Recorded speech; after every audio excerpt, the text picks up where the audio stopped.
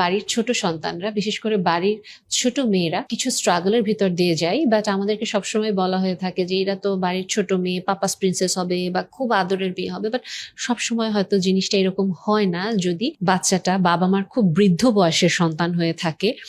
দুই, ভাই বোনদের সাথে তার এজ ডিফারেন্স অনেক বেশি হয়ে থাকে, কাইন্ড অফ 15 বছর 10 বছর হয়ে থাকে, অথবা অনেকগুলো ভাই বোন হয়ে থাকেন, দেখা যায় 5-7 জন ওনারা ভাই বোন, তো সবার শেষে উনি। এইসব ক্ষেত্রে ছোট সন্তানদের ক্ষেত্রে বা ছোট মেয়েদের ক্ষেত্রে যে জিনিসটা খুব বেশি সাফার করে থাকেন, ফার্স্ট অফ অল বাবা মার আসলে তখন না বাবা মা হওয়ার যে ফার্স্ট এক্সাইটমেন্ট ওটা তো আসলে থাকেই না, কারণ অলরেডি অনেকগুলা সন্তান মানুষ করে ফেলেছেন অথবা খুবই বৃদ্ধ বয়সের সন্তান।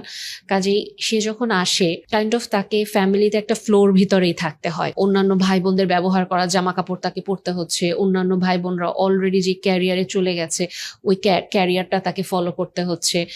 বা কাইন্ড অফ সে বৃদ্ধ বাবা মাকে তারই টেক কেয়ার করতে হচ্ছে। এবং জেনারেশন গ্যাপ, এটা তো অসম্ভব রকম একটা সাফারিংস তাদের জন্য নিয়ে আসে, কারণ সেই যেই জেনারেশনের তার ভাই বোনরাও এটা তাকে বোঝার চেষ্টা করতে পারে না, তার বাবা মাও তাকে অনেক সময় বুঝতে পারে না, এবং অনেক বেশি ক্ল্যাশ থাকে। এবং অনেক ক্ষেত্রে তারা অ্যাকচুয়ালি দেখা যায় তাদেরকে হয়তো সবাই খুব আদর করে, তাদেরকে হয়তো সবাই অনেক গিফট দিচ্ছে,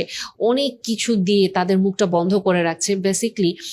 ওই মেয়েটা আসলে নিজে কি চায়, তার নিজের কি পছন্দ বা নিজে আসলে কোন মানে